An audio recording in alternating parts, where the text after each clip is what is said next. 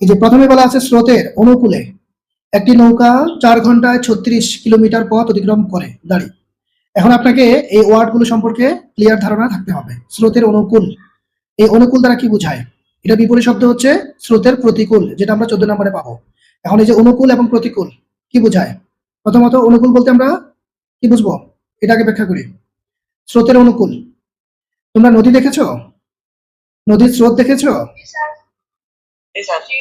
আচ্ছা, অনুকূল তাহলে স্রোত যেদিকে যায় ঠিক নৌকাটাও কি সেদিকে যায়। তাহলে এখানে একটা সুবিধা পাওয়া যায়, স্রোতের একটা বেগ থাকে। আবার নৌকা বা স্টিমার ঠিক আছে, তার নিজস্ব একটা বেগ থাকে। তাহলে দুইটা বেগ একসাথে কাজ করে, ফলে নৌকাটা বা স্টিমারটা দ্রুত যেতে পারে। ঠিক আছে?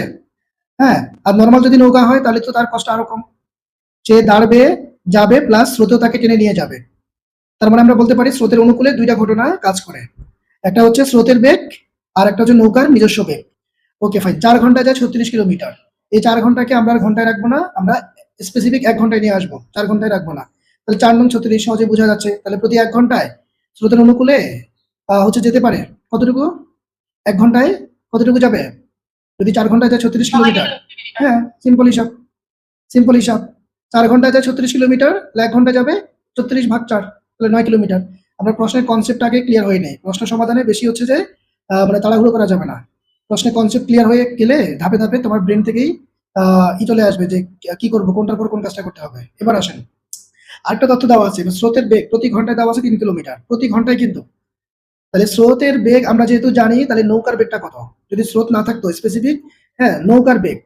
তো আসেন আসেন আমরা এটাকে যদি একটু সাজিয়ে করতে চাই, তাহলে আমাদের দেখেন কিভাবে করতে হবে। খুবই চমৎকার প্রশ্ন, প্রশ্ন বুঝলে পরে হচ্ছে যে করতে সহজ, করতে সহজ। তাহলে আমাদের অঙ্ক নাম্বার কত? 13। 13, তাহলে আসেন, তাহলে আমরা প্রথমে লিখবো যে স্রোতের অনুকূলে, স্রোতের অনুকূলে, অনুকূলে, অনুকূলে নৌকার বেগ বা স্রোতের অনুকূলে 4 ঘন্টা যায়, এইভাবে লিখলে আরো বেশি ক্লিয়ার। 4 ঘন্টায় যায়, 4 ঘন্টায় যায়।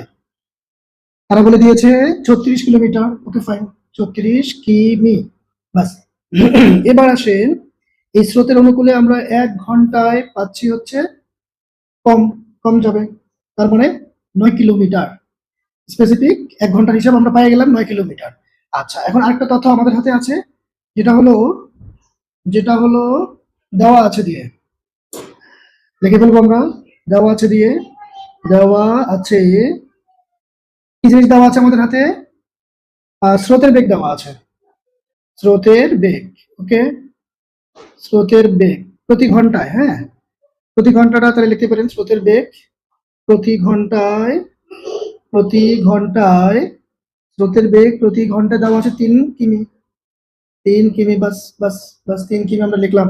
এবার আমরা লিখতে পারি যে সুতরাং বা এখানে, আচ্ছা এখানে লিখি, এখানে স্রোতের অনুকূলের বেগ। দেখেন কথাগুলো কিন্তু যৌক্তিক, একটু বুঝে করলে পরে ব্রেনে প্রেসার পড়বে না। স্রোতের অনুকূলের বেগের মধ্যে আমরা দুইটা বেগ পাচ্ছি, একটা হচ্ছে স্রোতের বেগ আর নৌকার নিজস্ব বেগ। স্রোতের বেগ প্লাস নৌকার বেগ, দুইটা হিসাব, দুইটা হিসাব, দুইটা হিসাব পাচ্ছি। নৌকার বেগ, এই যে আমরা মাঝখানে সমান চিহ্ন দিয়েছি, এই কথার অর্থ হচ্ছে এই দুইটা বেগের যোগফলই হচ্ছে স্রোতের অনুকূলের বেগ, অনুকূলের বেগ বা হচ্ছে অনুকূলের বেগ দিতে পারো। আচ্ছা অসুবিধা নেই, আমরা তো বুঝতেছি। অনুকূল মানে দুইটা বেগের যোগফল পাওয়া যায়, একটা স্রোতের বেগ, একটা নৌকার নিজস্ব বেগ। আচ্ছা এবার আসেন, এবার আমরা বা দিয়ে করে ফেলতে পারবো। স্রোতের অনুকূলের বেগ আমরা কিন্তু প্রতি ঘন্টায় পেয়েছি 9 কিলোমিটার, এখানে কিন্তু প্রতি ঘন্টার হিসাবটা উল্লেখ করতে হবে 9, কারণ আমরা স্রোতের বেগও কিন্তু পেয়েছি 9 কিলোমিটার প্রতি ঘন্টার হিসাব, তাহলে ঘন্টার হিসাবটা কিন্তু সেম থাকতে হবে। আবার এটা বসে দিলে হবে না, এটা কিন্তু 4 ঘন্টার হিসাব, এটাও কিন্তু অনুকূলের বেগ, কিন্তু এটা 4 ঘন্টার হিসাব, এটা বসানো যাবে না ভুলেও। সমান চিহ্নের উভয় পক্ষ সেম ক্যাটাগরি থাকতে হয়, এই পাশের হিসাব এই পাশের হিসাব কিন্তু সেম ক্যাটাগরি থাকতে হবে। ঠিক আছে, এখানে 1 ঘন্টার হিসাব, এদিকেও কিন্তু 1 ঘন্টার হিসাব থাকতে হবে। তাহলে আমরা নৌকার বেগটাও আমরা কিন্তু নৌকার বেগ বের করবো, ফলে ওইটাও 1 ঘন্টার হিসাবে বের হবে। আসেন তাহলে স্রোতের বেগ দিয়ে রেখেছে 3, আর নৌকার বেগটা আমরা জানি না, যেটা বের করব, বের করব।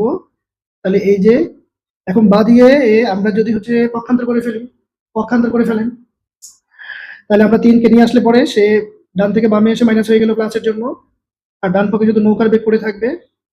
আমাদের কি বের করতে বলছে? জাস্ট স্থির পানিতে নৌকার বেগ। আচ্ছা, এটাই নৌকার বেগ বোঝায়। হ্যাঁ, নরমাল নৌকার বেগ। এখন বিয়োগ করলে আমরা 6 পাবো।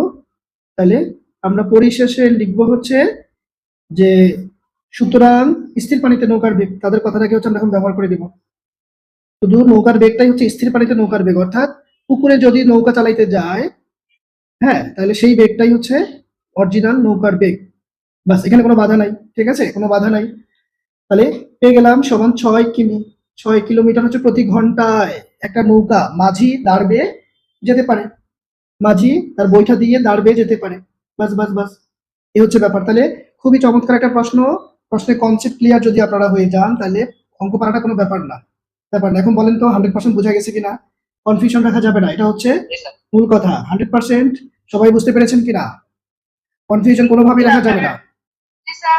আচ্ছা, তাহলে কারো কোথাও প্রশ্ন নাই? ওকে, থ্যাংক ইউ, থ্যাংক ইউ।